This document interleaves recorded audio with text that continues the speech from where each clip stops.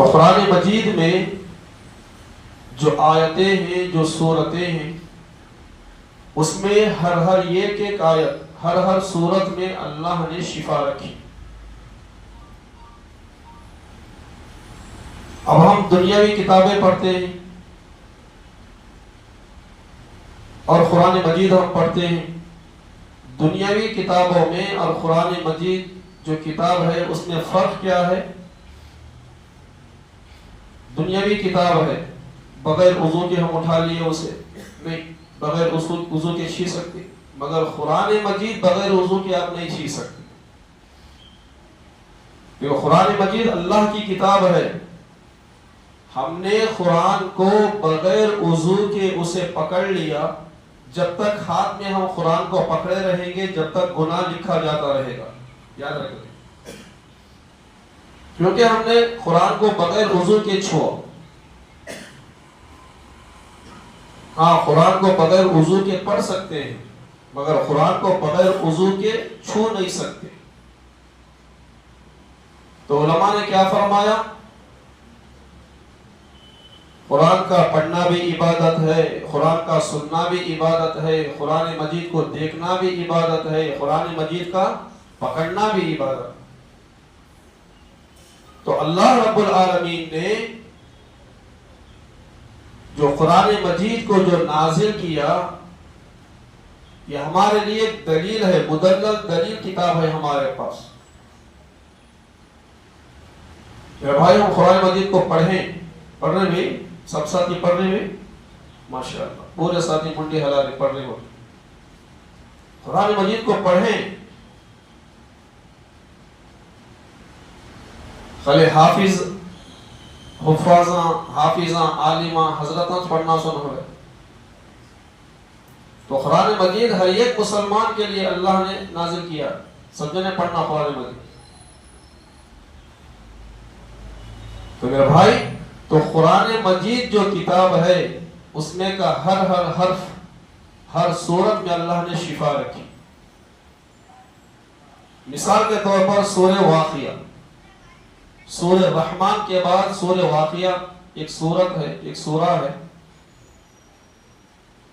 اب یہ پڑھنے سے کیا ملتا؟ حدیث میں آتا، حضرت عبداللہ بن مسعود رضی اللہ عنہ جب مرض الوفات میں ہے، یعنی موت کے قریب ہیں، سب بیمار ہیں، تو حضرت عثمان غنی رضی اللہ عنہ ان سے ملاقات کرنے کے لیے گئے۔ حضرت عثمان غنی رضی اللہ عنہ حضرت عبداللہ بن مسعود رضی اللہ عنہ سے ملاقات کے لیے گئے، گھر میں داخل ہوئے، پوچھا کیا حال ہے، کیسی طبیعت ہے؟ تو حضرت عبداللہ بن مسعود رضی اللہ عنہ نے کہا کہ مجھے گناہوں سے، میرے گناہوں سے شکایت ہے، آپ اللہ سے دعا کریں کہ اللہ تعالیٰ میرے گناہوں کو معاف کر دے۔ پھر حضرت عثمان غنی رضی اللہ عنہ نے فرمایا کیا میں آپ کے لیے طبیب کا انتظام کروں، ڈاکٹر کو بلاؤں؟ تو حضرت عبداللہ بن مسعود رضی اللہ عنہ نے کہا کہ اے عثمان، طبیب ہی نے تو مجھے بیماری میں مبتلا کیا، اللہ ہی نے مجھے بیمار کیا۔ پھر حضرت عثمان غنی رضی اللہ عنہ نے فرمایا اچھا، میں آپ کے لیے بیت المال سے وظیفہ مقرر کر دوں گا۔ کیا کہا؟